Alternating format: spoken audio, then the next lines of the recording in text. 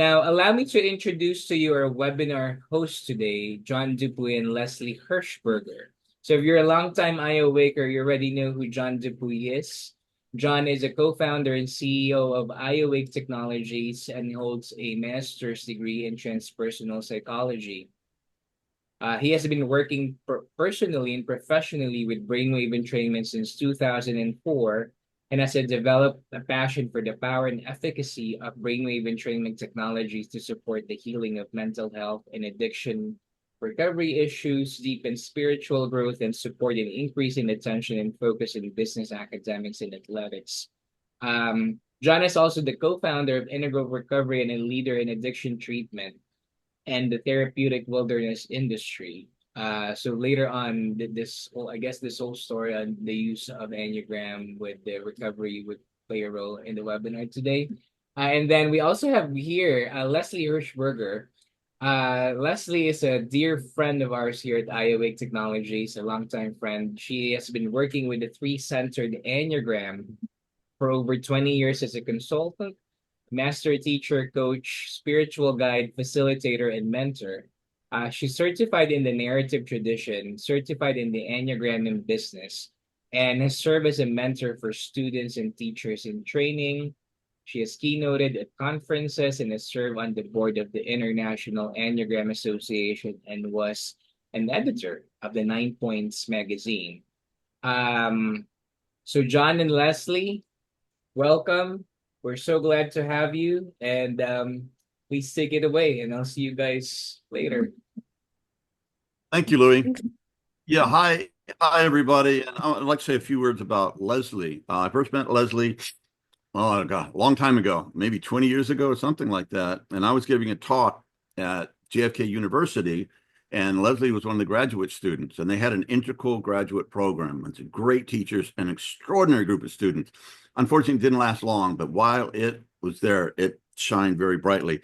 And during the break in one of my talks, went out in the hall and I met Leslie, and it was like I met this old friend who I always knew, and I just went, I mean, this is an extraordinary woman, and my intuition was spot on. And later on, in our big old Victorian house in southern Utah, we started an integral recovery treatment center.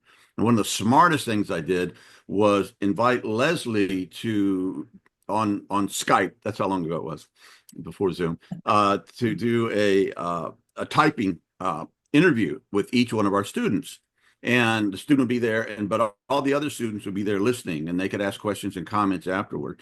And it was one of the best things we did. I mean, everybody was really into it, and it was just, yeah. And when Leslie's in the zone, she's really an avatar of wisdom and the Enneagram. And also, I want to say this is not just your basic type stuff. Okay, this is more of a postgraduate Enneagram class, so we're going to get into the deeper, more transcendent, more spiritual aspects of it. I just want to prepare that. But we have links and all where you can go back and get the basics. So without further ado, hi, Leslie. Thank you for being here. Oh, it's good to be here, John. You know, I think about Utah. We did it on Skype, but then I came out and was with all of you. If you and we were in your upstairs room, and Pam picked up some little handheld camera while we were talking about the Enneagram to students. And that's, if you all have watched the YouTube videos, it was kind of a casual on the spot thing that it was the first time we really, were teaching together, but it was so spontaneous, which is why I think it was so powerful. And I know for me, I was so happy to be with all of you. So welcome, everyone. I'm so glad you're here. And I'm with John that, I really appreciated that he said, we're looking at, and what I would probably, the language I would use is more the contemplative nature of the Enneagram, where it's typically when we initially encounter it, it's a psychological tool for self-awareness.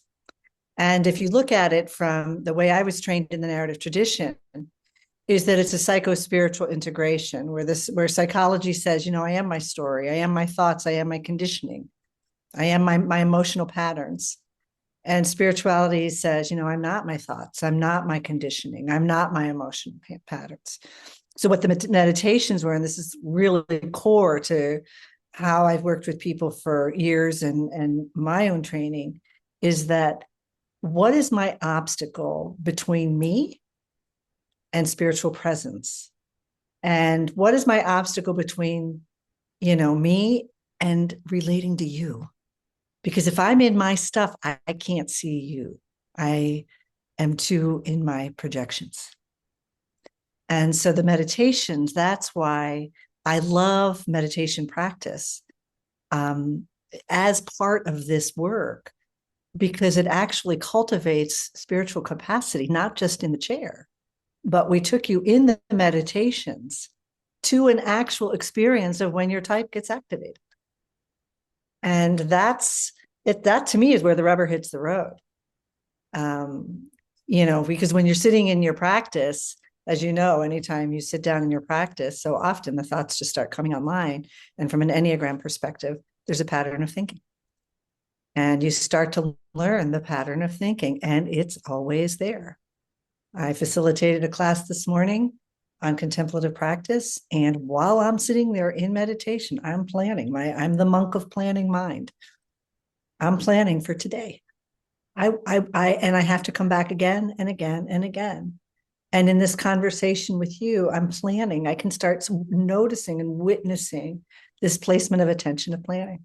And you're a type 7, correct? I'm a type 7. It's a monk of planning mind, monk of monkey mind. And it's what are these impediments that we have to relationship with ourselves and other people? So I don't know where you wanted to go right from here, John, because the way I'm really trained is, and you'll see on all the resources that we've offered to you, you can see really the structure of your type. Like what are your strengths? What are your triggers? What are your blind spots? But from the contemplative, meditative mindfulness aspect, it's what is your pattern of thought? What is your habitual pattern of thought? And John and I sit next to each other on the Enneagram. We're both head types. We both live in the vector that needs certainty. We are looking for certainty and scanning for certainty in two different ways. John is scanning for worst case scenario, what can go wrong? And I'm scanning for what can go well and what are the possibilities. And John's a 6.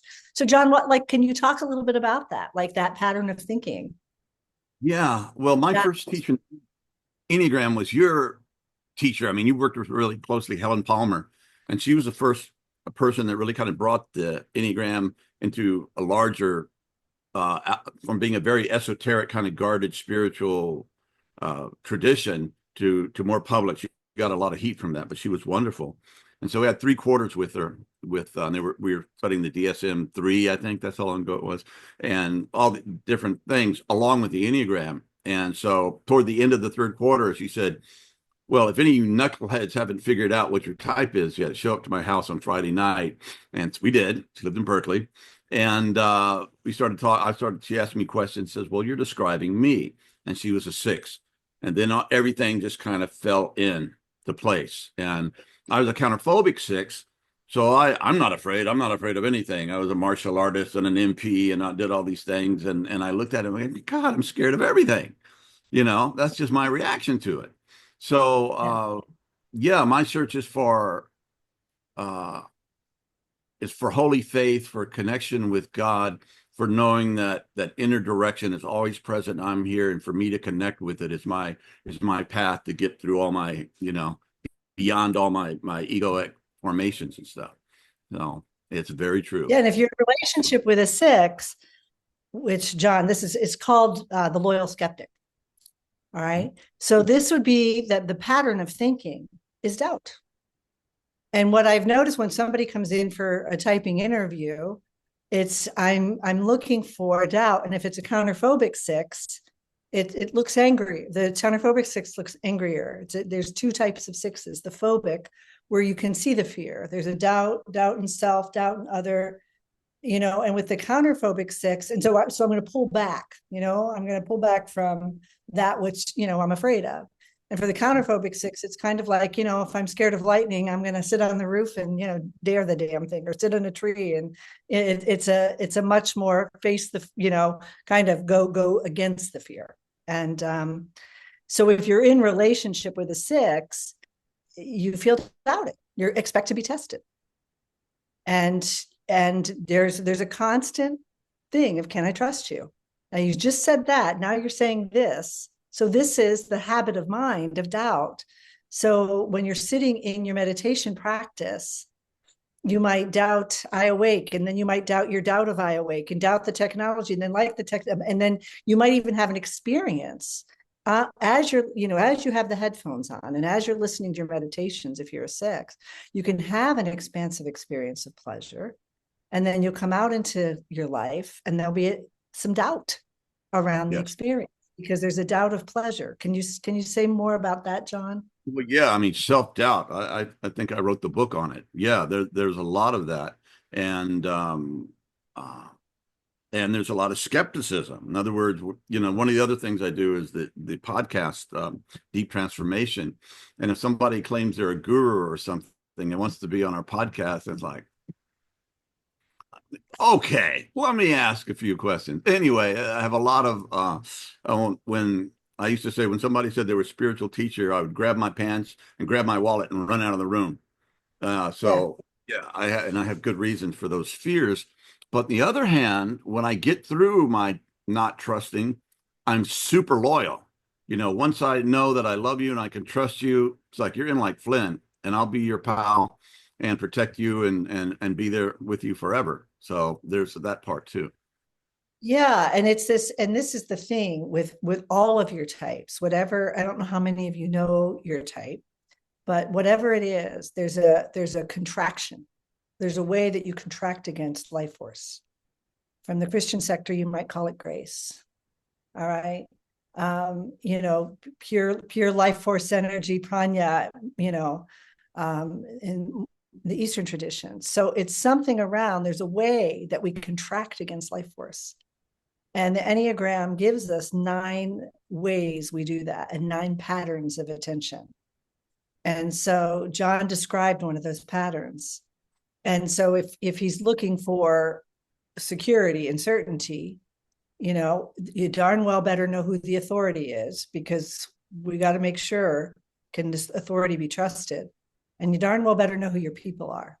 So a 6 that first comes onto the path may have a lot of us versus them dichotomies, right? It's like it's a quality of, we're in the group, you're not, and you can't be trusted. And a 6 who starts to work with that can start to witness that placement of attention, that there it is again. I can observe it somatically in my body. Maybe I start to talk really fast and my heart starts to race, because there's a somatic response to our type all the time. And I can actually pause for a moment, drop in and observe it and give it a little bit of room. And it's not like, okay, I can't doubt, I shouldn't doubt, and I'm doubting my doubt, and that kind of thing. It's still in the mental center. All right. And so the work, there's 3 centers of intelligence from an Enneagram perspective. And John and I are 2 of the types in the mental center. And what the work is to notice, because that's the first cut, is the awareness. How does your mental habit of doubt show up in your life? Because it's going to be different. If there's other 6s here on the call, and I put all of you on a panel, you would articulate something different of how doubt shows up in your life. And so working with the meditations is actually learning to relax the pattern of doubt. Yes. And there may be a time when worst case scenario needs to be named in the building. There's a usefulness about it, but we'd like to be a little bit more relaxed around it, where it's not so bad. We're prepared. And another thing that Hamid A.H. Almas, who we're doing this long wisdom series lectures on the podcast Deep Transformation, he says it's the egoic structures that keeps us from our presence, essential nature, and that's just the way he names it. And it's quite an encounter when we start to get beyond that. And of course, this helps us to just start to recognize our patterns. And also it helps us to recognize and get to know other people more. So if you're working with people, or you're married, or you have children or parents, or all of this, and you understand their points, it allows us to be much more understanding and not fall into the traps, and to be more skillful and more effective in our relationships, which is like a big part of what it means to be a human being. how you negotiate your essential relationships. Well, then you can start to see, just like with your partner or for me, I got in it to understand my kids. And I look back on it now. I was in my late 30s when I got into the Enneagram. And I wanted to understand them. And I look back thinking I wanted to understand them, but I think in some sense I wanted to control them. It's like, okay, if I can understand your type, then I can, I was a brand fresh 7. So the idealization of my type is I'm okay. I'm good. So for me to be okay, child of mine, you have to be okay. Now, if I know your type and what causes you suffering, I'm going to try to make you okay, right? As your parent. And what eventually you start to realize that my children grew up in happiness or well-being is an inside job. And it's their work. It's not mine. And that's one of the things too, as you start to work with your type. And John makes a really good point where you can understand someone else's point of view, but ultimately they have to be the ones to come on the path to decide to start to work with it themselves, because that's when it's most effective. It does help for me to know I'm married. John and I both are partnered with the same type. We're both with 9s, and 9s tend to merge with their partner, okay, until they don't, until they go stubborn, right? And so, but it's helpful for me to know that because I have big energy and I can overtake the relationship. So to energetically see how I start to talk too much, get too mentally activated. Can I notice I'm doing it now on the spot? Sit back, give some spaciousness for a 9, because a 9 needs a lot of space to step into the relationship, right? Otherwise, they're going to kind of check it out and let you take it, right? And to step back and sit back and allow spaciousness for somebody else. That's useful energetically, to know that. So yeah, 9s are also conflict avoidant. And right. I'm a passionate guy. So whether I'm talking about politics or religion or physics or whatever, quantum theory, I'm really, I'm passionate about it. And she's like, oh, well, settle down. Why are you so? But I'm not so. And then that just gets me more upset. Then we work through it and we laugh about it and we get back. But that's one of our patterns that we've learned to deal with. Yeah, I think. Do you think it would be useful to talk about this different centers for all of you out there? So, yeah. Whatever you want to talk about, Leslie, it's going to be good. So I'll just follow you there. So I don't want to just start throwing around these terms if any of you are totally new to the Enneagram, but I teach through the 3-centered knowing because I am a mental center. And so often the early progenitors of the Enneagram were all head types, in the mental triad. So from an Enneagram perspective, there's head types, heart types, and body types. And what are the head types? Yeah, types 5, 6, and 7. And there's a lot of energy in the head center, the mammalian need for certainty.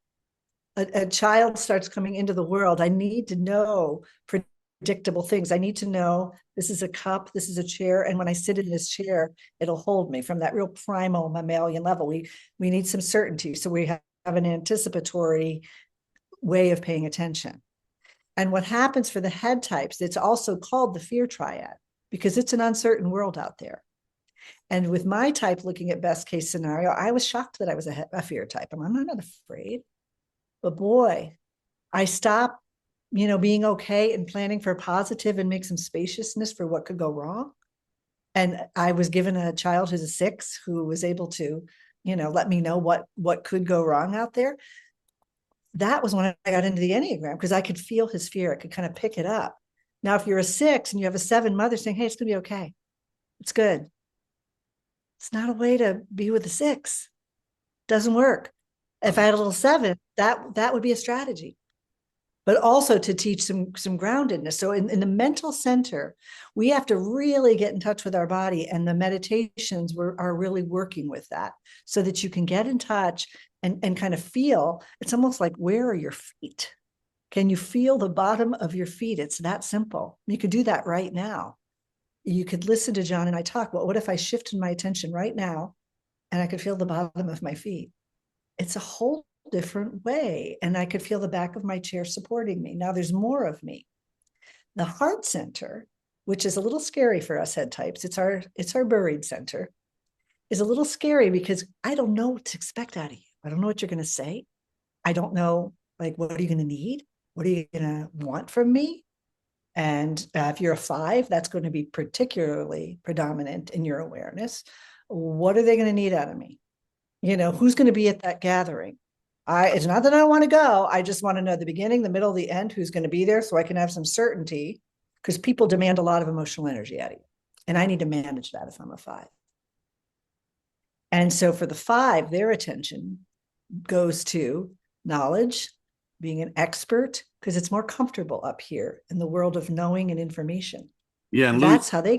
Who introduced us is a 5, and God bless you, Louis. He's a great intellect and a great mind and a very wise counselor. I mean, when Louis talks, we all listen, but he's also, not a buddy, hang around with a lot of people. He stays pretty much in his ivory tower, but he's getting out of that because he's in graduate school right now, and not pandemic graduate, but actually being with other human beings.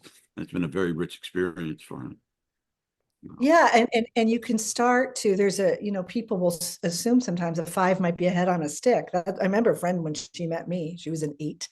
She said she experienced me as a head on a stick, like, ying. For the 5, it's more that kind of professorial kind of energy. All right. And it doesn't mean they don't have a heart. Actually, 5s tend to oftentimes have pretty sensitive nervous systems and a sensitive heart. Right. Which is why, so the strategy is to mentalize. And so if you've ever been with a therapist, maybe who's a 5, sometimes you could be like an interesting object of observation, but you might not feel that I thou encounter. And that's what these meditations, what we're working with, is can we bring with the 5, 6, and 7, and if you're somebody who's really in that certainty vector, can we bring our attention, down into the body, feeling the bottom of our feet? Okay, now I've got some ground. Now I can relate to you as a thou, and I'm not freaking out. You're going to overtake me, right? And so that's center. By the way, we've been working together for years, and it's very, very clear to me. I mean, he's like the head, the brain, but he's just very sensitive, very caring, very good man. So very thoughtful. That's what my experience. I think I have someone in my family that's shaping up to think he's going to be a 5, and there's just this sweetness. It's like so that's the head center. So Louis, are you blushing, Louis? That's it. There's just a sweetness and sensitivity so often in 5s that you can see. So if you go down into the heart center, this is that need, that mammalian need for connection, for bonding. We need each other. All right. But if I am in that heart center, it gets overused, that need for connection. And the way it gets overused is I have to shapeshift in some way to make a connection with you. And they do it in 3 different ways. The 2, it's types 2, 3, and 4. And for the 2, the attentional style is to other people's needs, to significant, not everybody's needs, but to significant other people's needs. And all my attention gets wrapped around what you need. And underneath that, the 2 who first comes to the Enneagram, it's kind of like, I'm just a helpful person. But underneath that is a desire that you'll do that for me. Right? But what happens for the 2, what goes into the background are my own needs. And so, once a 2 starts coming to this work, is that, I start to say, okay, I've got so much of my energy is wrapped around other people's needs. I don't even know my own needs. And, so when working with the 2, and you'll see this in the meditation, sometimes there's a rising anger. And it's anger that you didn't meet my needs. You weren't there for me the way I've been there for you. You don't appreciate how helpful I've been to you. I'm not appreciating. Being appreciated is like, it's like manna from heaven. So the energy for the head, for the body, or the heart types, it's kind of like this. Just you can do this with your body right now. Like, and for 2s, it's a kind of pride that I can. If you do that, just see what that feels like. I'm here for you, right? And if you're on the receiving end of that, it can feel good until it's that point where it starts to feel manipulative, right? And it's, I'm going to manipulate myself. I'm kind of malleable in some way because I'm scanning of what you need. And if I'm a 3, which is the performer, my attention is getting wrapped around tasks and goals because the idealized self is I'm successful. Doesn't everyone love a winner? Before we leave twos, what is the holy virtue? Where do twos go once they start becoming aware of their stuff and they do the work? What can we expect of ourselves? So twos are a great example for working with, Helen used to call it the vice to virtue conversion. And think of the word virtue like vers, like life. Just imagine that it's just life force energy. All right. It's humility for the twos, but twos often tell me I can do pseudo humility. Like it's the doing center. I've got to do something. I will do humility, but there is still a shape shifting like, oh, shucks. When in fact, in the practice, when I start to relax the pride, I sit back, I ground, I can feel my own belly and start to relax the pride. What's left is humility, right? It's that I am one in the many to you, it's, for twos, there's this kind of pride. You couldn't do it without me. When I can relax, I can allow you to step into your fullness. And there's a humbleness, hummus, earth. So the heart types, it's that virtue, like for mine, it's constancy and like steadiness, gluttony of too muchness and then steadiness. John is, doubt to faith. And for the 5, it's from, kind of that contracted, detachment from other. It's a non-attachment and more open, 3-centered. For the heart types, it's tricky for you because you tend to be doers. You're shapeshifters in order to make connection. How does that work with them? I got to. Well, for them, the attention goes to efficiency, to tasks, to goals. I think of the archetype of getting to the top of the mountain. Yeah. Like it's like, and in meditation, it's like, I will meditate you under the table, baby. I'm going to be the best meditator in this room. I'm going to bring that identification with being successful and being a winner into my practice. So on the podcast, Deep Transformation is Dr. Roger Walsh, and that is so him. I mean, he went to med school, became a psychiatrist. And when he was in med school, studying to be a psychiatrist, he got a PhD in theoretical biology or something while he was in med school. That's a 3. It's kind of like, and there's a quality of it for 3s. And you probably know this. If you're a 3, you've been able to observe, like, who's the real me? Right? Who am I separate from my success? That's what your defense mechanism is, identification. You think you are that winner. So practices like this, where you have some time alone, you get to know your authentic self. I gave a 3 the assignment of he lived near the shore, the Jersey Shore. He was the CEO. Sit on a beach, just take in the water. And when he came back and reported back, I said, how was it? He said it was excruciating. It was awful. Right? Yeah, well, Roger is on. He's on his yearly 2-month retreat as we speak. So he has learned. And who is Roger beyond all his brilliance and accomplishments? It's a very sweet man. No, we've become very close in the last few years, and I really deeply trust this guy and his goodness. Yeah, you start with the 3 as they get to know themselves, and they can be more, say, self-disclosing and more honest about who they are. They get that actual true connection. And so 3s often come to sessions here when they've experienced a failure. When I was certifying in the Enneagram, there was a San Francisco 49er on the panel, and he'd blown out his knee, couldn't play football anymore. And he had all this time alone. So for 3s, sometimes it's an illness. Maybe something happens with one of their kids that's not shiny. And I have to kind of go into that place where inside of myself that I didn't know was there. So those are the 2 of the heart, the bonding. So for the 2, I'm going to be helpful. For the 3, I'll be a winner. For the 4, it's going to be, I'll be different. I'm going to be unique and special in some way.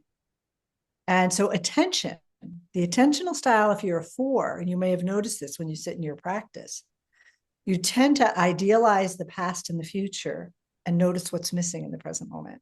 So I'm not doing this well, or someone next to me is having a deeper, more profound experience, or I have to speak about my experience in this profound way because, it's so, it's rich and it's deep. And sometimes that appreciation of the ordinary is no small thing for a 4, where it doesn't have to be a high and a low. So the virtue is called equanimity. And they're very attached to suffering. Yeah.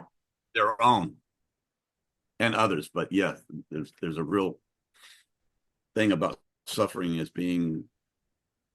making them special or something unique about their path. It's a unique, my unique. I see a lot of 4s when they're online or on social media. It's like, I've got to make that one unique insight, that unique observation, a unique presentation as a yoga teacher or something. And what it is this a kind of attachment to heartache. So one of the first things I might have a 4 start to observe is just notice, heartache. Notice how you kind of imagine there's billions of bits of data in any given situation.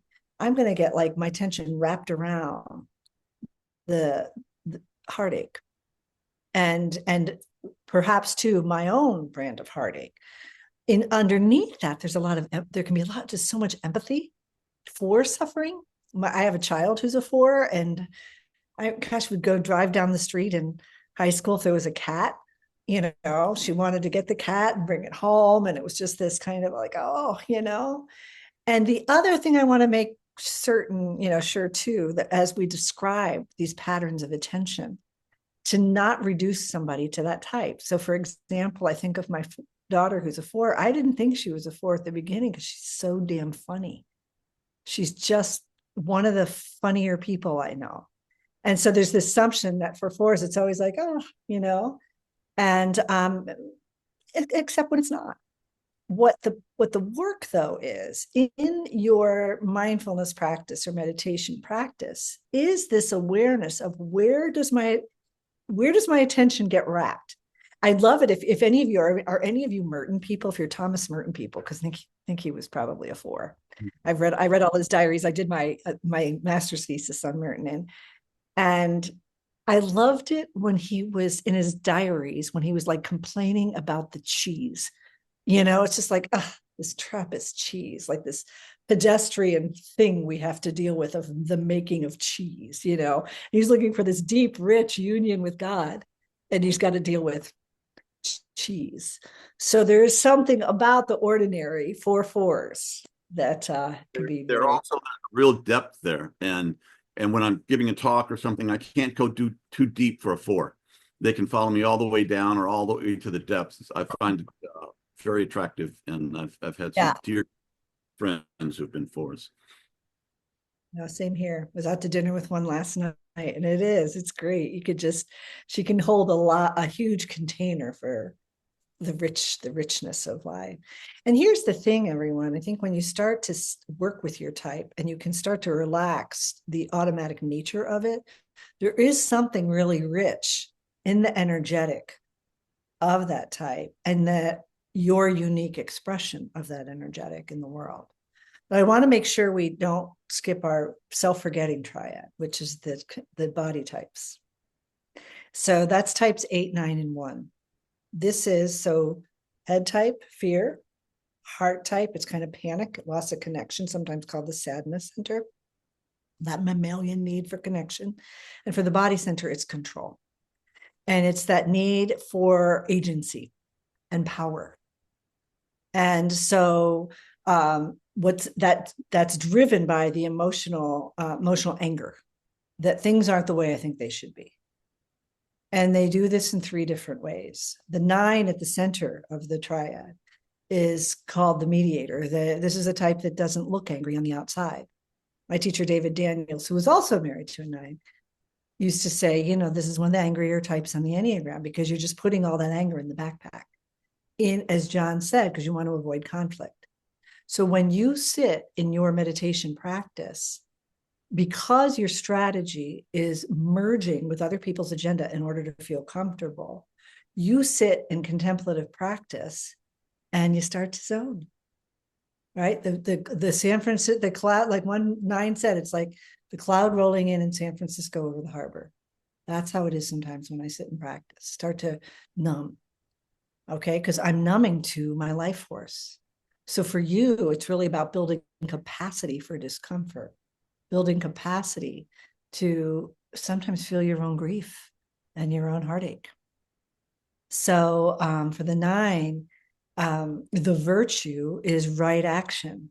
So it's not just kind of going on automatic.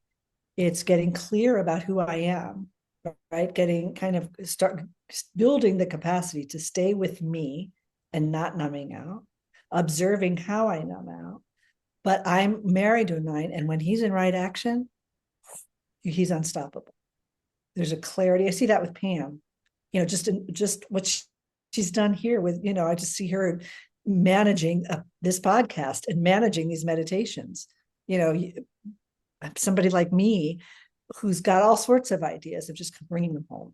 Okay, there's a clarity for that the 9s can have. Very true. Very true. Yeah. Yeah.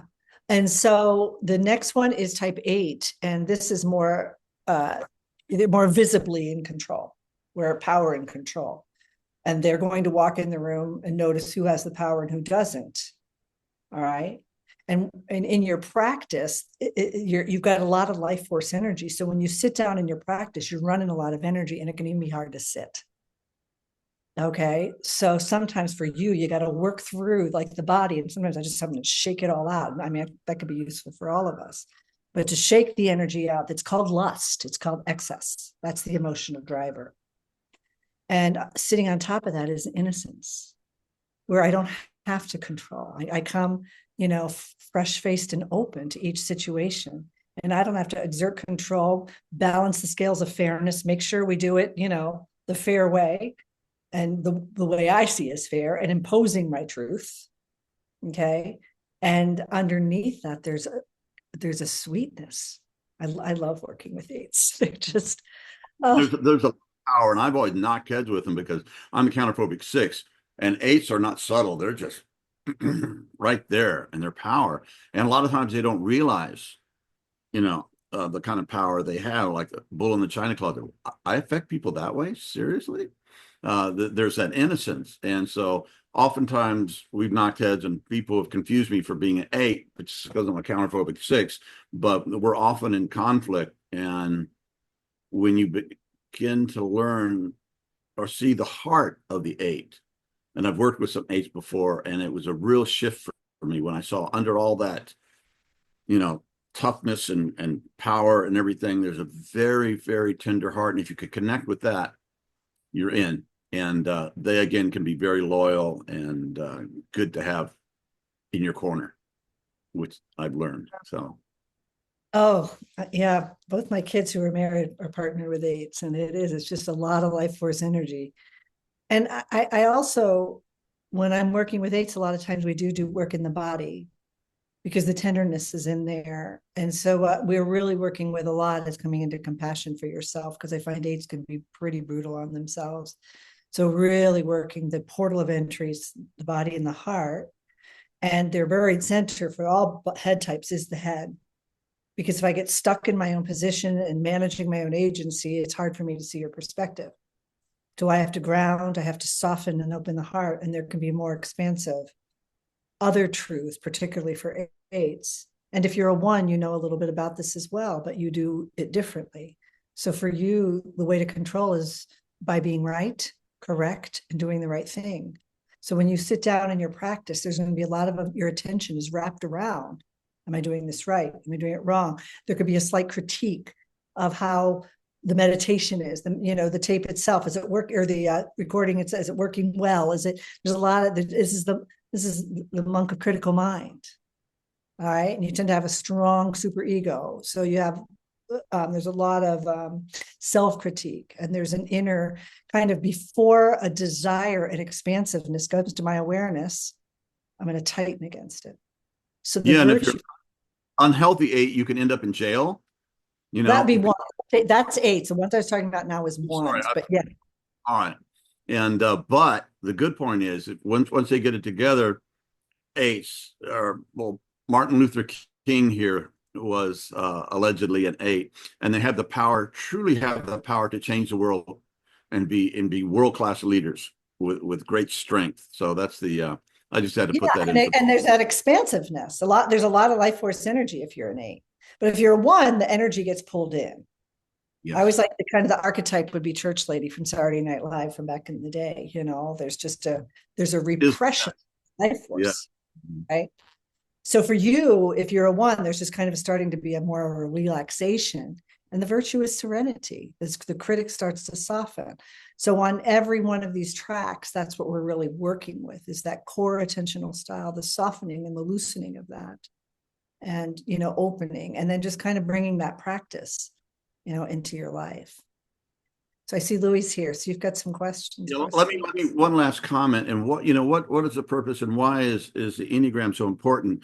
Well, one thing, it can save you years of just bumping up against yourself and years of probably in therapy and in your spiritual path, all the different things that come up. And when you become aware of it, it facilitates our growth. It's just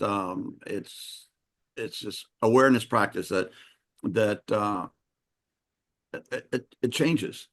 And again, we start to become our essential true self and find our own soul or essence, as Hamid would say. And it's very, very, and it's been tried over many, many years, centuries. And the roots are pretty obscure, but they come from the desert fathers and mothers back in 3rd century Egypt.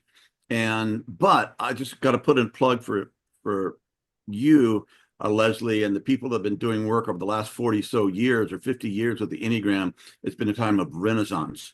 And not only have you brought it from these ancient roots, but you brought all kinds of new insights and wisdom into the thing. And it's been a heck of a thing to be kind of a participant in or watch you guys work. So thank you. Thank you. And all of you, don't stop at the personality, right? This is bring the work is your inner practice. It is the place. It's not identifying that I'm a 7. It's actually disidentification is the work. Disidentifying with the type. So there's that spaciousness. And yeah, and if you look at the desert mothers and fathers from the 4th century, you can see, if you read Evagrius, this monk, you can see the patterns. I did a paper on John of the Cross. You can see the patterns in the Dark Night of the Soul in the book. He doesn't call it the Enneagram, but you can see the patterns. So yeah. Thank you, Leslie, and thank you, John. Before we begin our Q&A, I'd like to share also like my personal connection to the project, because I remember bringing this up like maybe in 2021. We were right in during the pandemic, and I've noticed a trend of these people online. It's kind of like just talking about the Enneagram, but they're just talking about their personalities. I like what you said, Leslie, about, dig deeper. It's not just about like what your personality is in the same way that um I guess like just with the astrology, what's going on, it's like, oh, you're a Gemini or you're a Scorpio and just explaining your behaviors. But there's like a deeper and a transcendent work that's also like associated with the work of the Enneagram, which I really appreciate. And I'm really glad that we're finally here today in 2025 and we're launching this new program that we've developed with you called the Enneagram Meditation. So before we begin our Q&A, I'd like to remind everybody that if you have any questions, please type them in the chat box and we'll answer them. But before that, would like to again remind you that the Enneagram Meditations is now available. So Rex or Sabi, please put the link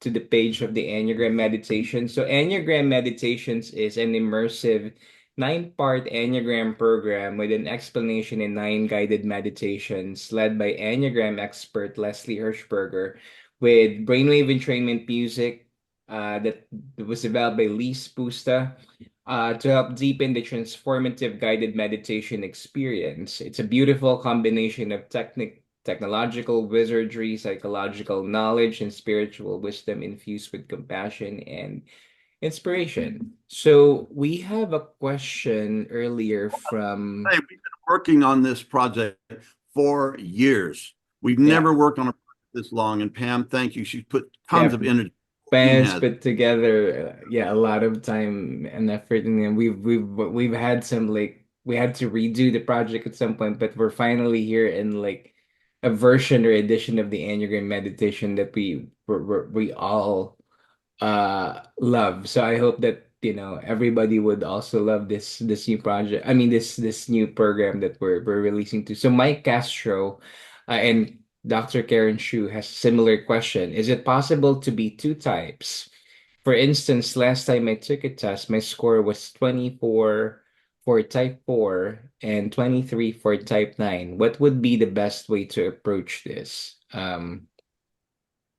If they Yeah, the have two types. $24,000 question. Yeah. So from an Enneagram perspective, the short answer is no. But evolution is an interesting thing, and who knows what will evolve. But I would say the short answer is no. And I've worked with hundreds of people.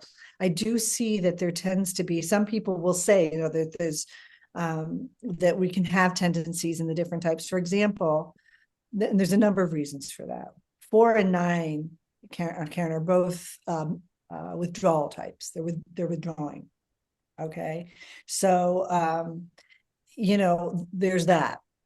The other thing, though, is when I'm working with somebody, I'm paying attention to the core attentional style, and there's some fundamental differences in 9 and 4. And because the 4 tends to be more self-referencing, and the 9 tends to be other referencing, they really fall asleep to themselves. And so it's a pretty significant difference. And at the same time, there is this strategy that they both have of withdrawing internally. To see, particularly in conflict, to see do things like resonate inside with my own internal structures. So I would say that's the short answer. When I work with people, and the one thing is the online tests are notoriously inaccurate. They tend to have about a 52% accuracy rate. One of the best ones I've seen is we have one that we use, and we're seeing it about 80%. And then we come in, it gives us a little rainbow ball. I call it the rainbow ball because that's what they use. And it shows like how many you got in 9, how many you got in 2, and all of the different types. And I start to see patterns as I look at the rainbow ball, right? So a 4 and 9, I say, oh, that's interesting. So this might be a withdrawing type. Okay, so I'm curious about that. But one's a heart type, one's a body type. And so when I'm asking questions, I'm also noticing the energetic template of the client. And you can start to observe your habit of mind. Does it tend to go to, what's missing? Okay, then 9s tend to be a little more optimistic than the 4. That's not saying that 9s can't hit depressive states. So it's granular. The other way it can get kind of confused is what was your family of origin? What were your caregivers? My father was a 2. So when I first read about 2, I thought, yeah, that's me. But I didn't have the pride of my father. That emotional passion wasn't there. I'm a sacrifice 7. The giving is so I can feel okay on the inside because I'm scared. It's not so that you'll see me and notice me and we can be connected and you can think I'm a good person. Although that is an aspect of the 7. Yeah, let me say a little there. When Pam and I were running our treatment program for years, people would come in, and I noticed that when people are really unhealthy, and these poor folks were just pretty far progressed in the devolution of the disease of addiction. And I found it very easy to know what types they were when they were really unhealthy. It just was blaring. And I know you're not supposed to do this, but I said, read this chapter and we'll talk. And they were like, you've been reading my mail? They were just shocked. And, but also on the other hand, as you become more evolved and you start to work through the stuff, you begin to take on the positive aspects of all this universal thing. And so it's much harder to read somebody, for me anyway, who's very healthy, whereas the unhealthy is quite like very, very easy for me. And people, when they get more, when they they've done more work, they're more in touch with their essence, and they become more like all the other points in a good way, positive way. And I agree with that, that when somebody's more unhealthy, it is easier to spot. What I also would say is if you read about your type and you love what you're reading, you're probably not reading about your type. And if you don't want to be that type, you might want to spend some extra time in that type, just looking at it. Because it really is going into the blind spots in the belly of the whale. When I read Helen's book, I started to get hot and started to blush because I thought I was a 2, thought I was a 1, then I thought I was a 2, then I thought I started to read 7. And my whole body got hot. And Helen's a 6. She's not like, some of the new books are kind of more positive than Helen. For the next gen, they like it a little more positive. If you want somebody who goes into the belly of the whale, Helen's book, The Enneagram or The Enneagram in Love and Work, is that. Some people don't like it because it comes in with a saber, So, but I found it as a newbie, as a 7 who reframes things positively. It was actually useful for me. Right? I don't know that could have done the transformative work if I hadn't seen the shadow side of my type structure. Thank you, Leslie. Dr. Karen Shu just had this comment here. She said, I see Enneagram based on only on my reading around it as being focused on patterns of the energy and how these patterns can move and evolve between and within individuals, in contrast to other typing systems that focus on defining who someone is and always will be. Just my thoughts. Oh, I love that. John and I share a friend, and that's what he said. He said, I see it. He's an 8. And he said, I just see them as patterns of energy. And I have to tell you all, when I first started typing, I was so in my mental center. I was just kind of like this, like listening to every word they said and analyzing it. And it wasn't until I started working with my own body and my own soma, where I could feel the energetics of the type in my body, that when people came in for typing interviews, I could start to get a sense of their energetics. When did they start to drop? Like for a 2, for example, when they start talking about their needs, the energy starts to drop. Or for a 9, what do you want? 9's almost, I can feel a sort of irritation, when I start to ask them about what do they want, too much attention on them. So you can start to pick up the patterns of energy. So yeah, very astute observation. I agree. And then this is just an additional comment from Pam. When she first started grad school in transpersonal psychology, one of the first things they learned was, I am not my body, I am not my feelings, I am not my thoughts, etc. So yeah, and what I would say is, I'm going to add to that I also think there's a lot on immanence, on because I look at, we could talk about transcendence of the I'm not my body, I'm not my sensations.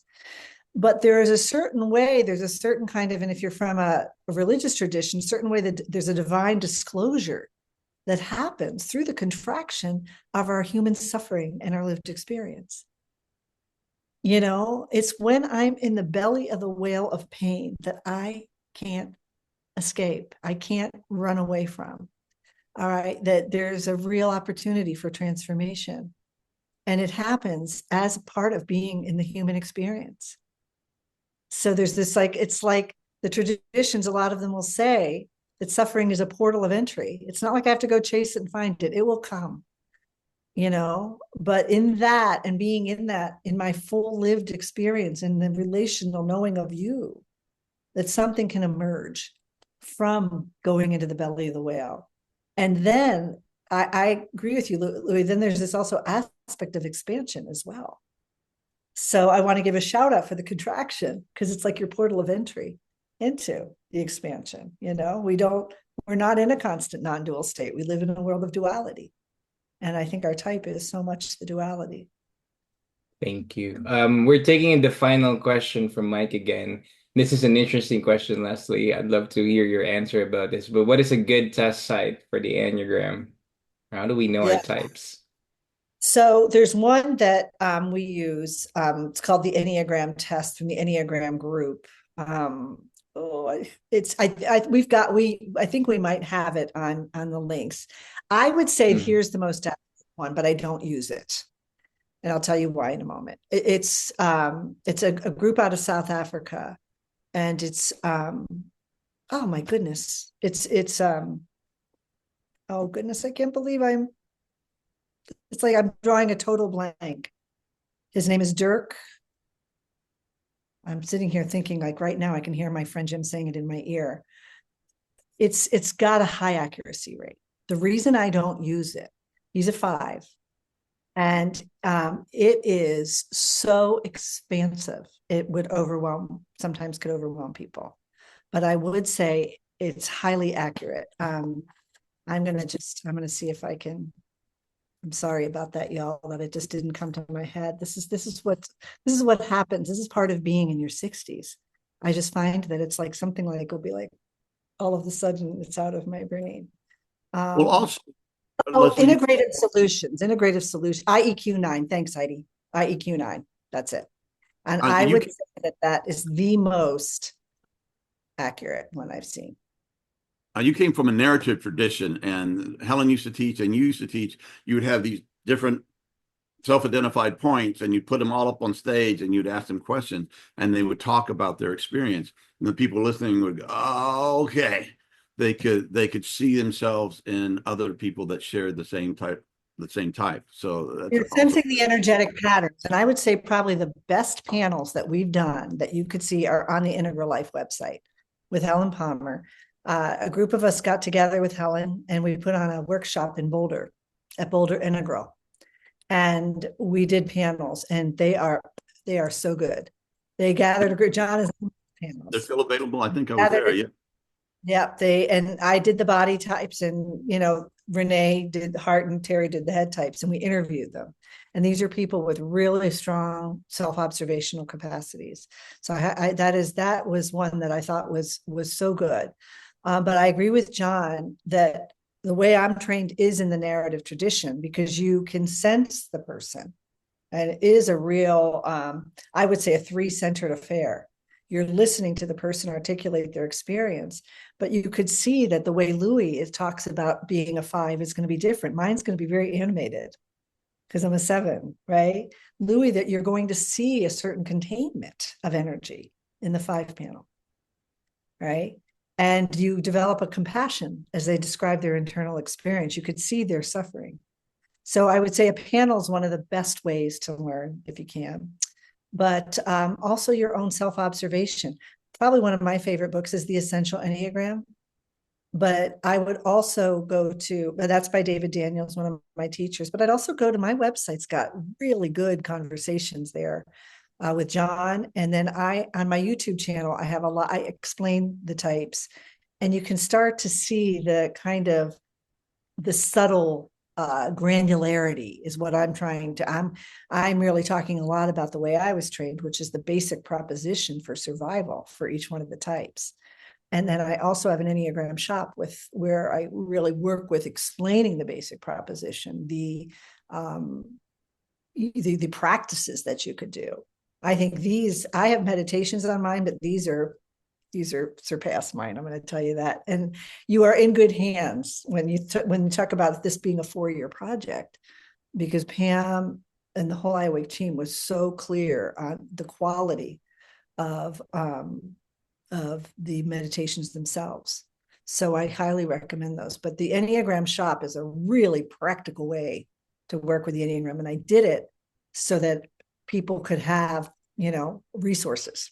And their videos, audios, practices. I have an Enneagram feedback tool of how to give and receive feedback to different types that I used to use in corporate America all the time, and we would practice giving feedback to different types. And John said, it was perfect what he said about with the 9s in our lives, manage your energy. Like if I show up with Dave, freaking out about whatever, he's gonna freeze. So it's an opportunity to practice of coming down, in, ground, and then share my concerns so that he has more capacity. And his work is to develop more capacity for discomfort and animation. So we each have in the relationship our own body of work, but I digress. So that's the different ways that I would say to learn about your types. Self-observation, you can't beat it. But I will tell you this, at the beginning, for a lot of people, it's really hard. And for nines, it can be really hard because you sit on top of the Enneagram and you can see yourself in all 9 types.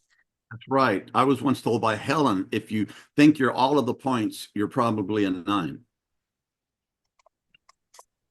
Right. And there's some types that people rarely confuse. Like somebody came in yesterday thinking he might be a 7. I just didn't see enough of the animation. I didn't see the talk style. I didn't see the tangential thinking of going from here to, I mean, Pam knows that, and working with John and me as head types, it goes from here to here to here, right? I didn't see that. But I did hear a lot of doing in relationships and a lot of things that he does for others in order to get connection and appreciation. So I thought I'm probably in the heart triad here. So sometimes it's helpful to say, which triad am I in? Head, heart, or body? All those are mammalian needs. We have a need for certainty, bonding, control. But where is there an area that really kind of hooks me? That's helpful to know what that is. Yeah, and as a 6, if somebody asks me, well, what do you think? I can tell them, even if it's, I don't know, but this is why I don't know. And they say, well, what are you feeling? And it's like, uh-oh, that takes me back, and that really makes me develop something that's not really natural for me, which I've done for years. I can do it, but it's not the easy place for me. I have to stretch, and it just happened the other day with a friend. It's like, okay. Because feelings can feel like a lot for the head triad. So you'll see too in the Enneagram shop, I did bundle head types, heart. You can get just one type, but I also did a package of just the head types, the heart types, and the body types. What is their dominant center, their secondary, their buried, how to work with it, what are some reflection questions, what are practices I can do. And I think that coupled with these meditations, what these meditations are going to be working with, because if you look at your brain, you've got John has a whole lot of neurological tracks for worst case. I have a whole lot of neurological tracks for, best case and optimism and possibility. And if you look at the child's new brain, it's like freshly fallen snow. There's no tracks. But the more we use one of those tracks, it's like sliding down a hill, like sledding down a hill. It gets easier and easier and easier until midlife or some sort of crisis. And it's like that time when the sled hits the snow, or excuse me, the dirt, and you can't move it anymore. It doesn't work anymore. So with these meditations, they're really working on developing capacities, not different tracks in the brain, and learning capacities in the body for being able to be present. That's very well said. The old things don't work anymore, and it's a whole time of change and transformation. That's God knows we try. Yes. Thank you, Leslie. So for everybody who's watching this live, we just put in a lot of resources. Some of these include links to Leslie's website for free Enneagram resources in our Enneagram shop. So please check them out. So thank you everybody for your questions, and thank you, John and Leslie, for your beautiful insights about the Enneagram. I hope everybody learned a lot today. So this is the official end of the Enneagram webinar. So just a quick and final reminder that the Enneagram Meditations by iAwake Technologies and Leslie Hershberger is now available. So Sabi or Rex, please put the link again in the chat box so we can check it out. Thank you. And we are introducing Enneagram Meditations with a 20% discount through February 13th, which is Thursday next week. So the Enneagram Meditations album contains a total of 19 tracks, including an introduction to the Enneagram album and the 3 centers, 9 meditations, and 9 tracks introducing each Enneagram type. It also includes Leslie's Enneagram Guide, the Centers Approach, a user guide, and additional links and resources to help you identify your type.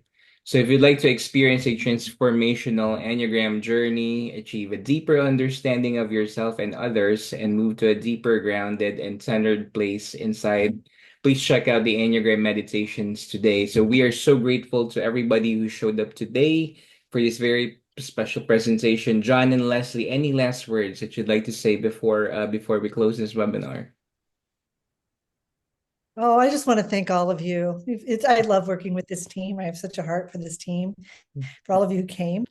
But I was just so struck. I mean, I felt like I had a master class in developing a course like this in meditations. It was just your attention to details, like, whoa. Yeah.